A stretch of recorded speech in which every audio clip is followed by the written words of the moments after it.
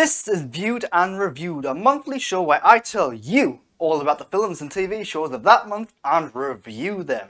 This is also June 2021, starting from the day after I recorded the last show, May 25th, and ending today, June 23rd. So let's get straight to it, shall we? A Quiet Place Part 2. Not many sequels can say they're better than the first, especially when it comes to horror. Unusually, A Quiet Place Part 2 is better than the first. It's tense, thrilling, exciting and scary. It has great characters, good drama, good suspense. It's well paced and well directed. The ending's a little abrupt because it's clearly setting up a sequel, but it left me wanting more, and that's kind of a good thing. I really recommend this film to fans of the original. Cruella.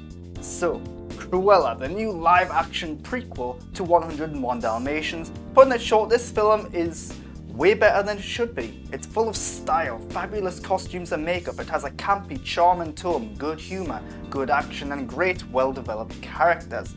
Both Emma Stone and Emma Thompson are great in their roles, clearly reveling in the nasty evil characters they're playing. This is a prequel that isn't afraid to differ itself from what came before it. The result is a film that is surprising, fun, enjoyable and genuinely well crafted. For the sake of balance, it is a little too long and it does have a bit of a clunky start, but I recommend this film quite a bit. It's not great, but it's incredibly fun. The Father. The Father is about an elderly man suffering from dementia or Alzheimer's whose daughter is caring for him. This is a powerful, emotional film with a stunning performance from Anthony Hopkins. The film progresses in a non-linear fashion, presenting us with events out of order caused by confusion, characters played by multiple people adding to the disorientation and more. It's brilliant. The film is designed to make us, the viewers, feel somewhat like the dementia-ridden Anthony Hopkins. I recommend this one highly, although viewers will want to have some tissues on hand. TV now. Fargo Season 4. So, the TV show Fargo is great overall, therefore it's incredibly disappointing that Season 4 is merely okay. This season focuses on two mob families, an Italian one and an African American one. There are also plenty of tertiary characters, some with classic Fargo tics and quirks, quite literally this time around. One of the disappointments is that these tertiary characters are more interesting and engaging than the main characters, because the main characters are presented as level-headed, serious and more normal. So, Jessie Buckley plays a murderous, twisted nurse, and she is by far the best character this season, but also a perfect example of a character whose story rarely fits in with anything else going on this season. There are surprises, good action moments, thrills, and the show is very well shot and composed. But this season suffers greatly from overly long episodes, a lack of momentum, pacing issues, and some dialogue and monologues lacking subtlety. Disappointing, but still okay. The Kominsky Method, Season 3. The final season of the Kominsky Method is surprisingly good. Why surprisingly? Well, the first big thing is that co-star Alan Arkin isn't in this season. His absence is noticeable, big time, but the show does a pretty good job of explaining it and then moves on with the character still being a key figure. The other surprising element is that this season is way more dramatic than comedic, with many of the comedic moments coming across as naturalistic, realistic, rather than jokes just for the sake of the viewers. There's a lot of emotion this season. The characters are likeable and very well acted, and while this season isn't like the prior ones, it does a good job at wrapping up the show. Fans might be surprised by this one. This time with Alan Partridge Season 2. Alan Partridge is back in this time. The character continues to be incredibly well written, well acted and quick-witted, albeit at his own detriment.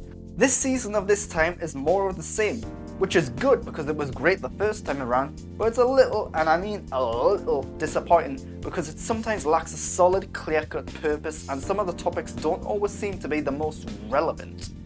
It's a great show, but I worry it might end up outstaying its welcome if it continues for so much longer. In the Heights, one of the big releases this month. In the Heights is fun, with a great cast and very interesting characters, very believable as well. The film also has good visuals and lighting, although there are some stylistic elements here and there that I wish were featured just a little bit more to give it more personality. Of course, it's a musical, so the music is very important. For the most part, the music is good. Sadly, it's also repetitive, with many songs sounding similar to one another. Every now and then there's a fun number with good wordplay, but these are often small moments in larger sequences. Top it all off with a runtime that's just far too long to the point of tediousness, and you have a film that I liked, but I really wanted to love this one. It just didn't happen. Nobody. From funny lawyer to action star, Bob Odenkirk is Nobody, a man with a dark past and skills to match. Nobody is an action movie in the vein of John Wick and Taken, both in terms of the style of action and film that it is, but also in terms of the quality. This is a damn good action movie. While the story is a little on the generic side, the action is brilliant, with moments of levity and good, fun vibes throughout, even in the darker moments. It also boasts a great lead performance from Bob, really showing his range and skills beyond Saul Goodman and comedic roles, and it has some good visuals too. I really recommend this film to anyone wanting a good, fun, exhilarating R-rated time. Inside Out. Inside Out is a fun but underwhelming Pixar film. It's all about what goes on in the human head, where emotions debate and argue about what's best for their host.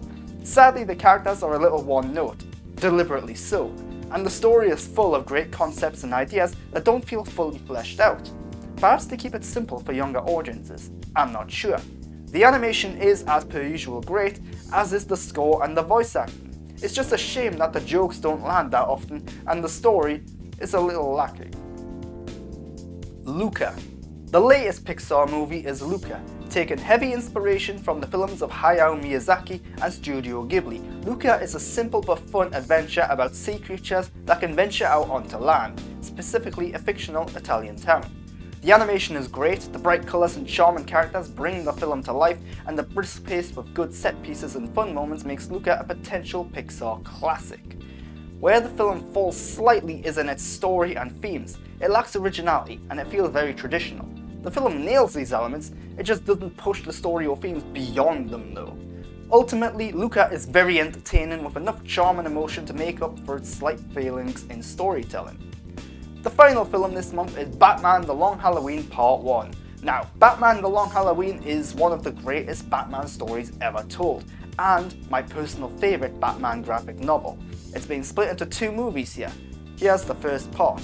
It's good, it's a good adaptation. Sadly, the animation, as per DC fashion, is a little on the budgety side. It doesn't look brilliant, but there are some stylistic elements that do elevate it. The storytelling is very faithful to the original graphic novel in that it's a bit on the slower side, it's a bit more dramatic, and it's more of a murder mystery than a crime-fighting action film. I do have to question, however, why it was split into 2 movies. It feels like this is very much just half of a story, and it kind of just stops. They do their best to try and leave it in sort of cliffhanger way, but it left me wanting more. That's possibly a good thing, but it does feel a little unfinished as a result.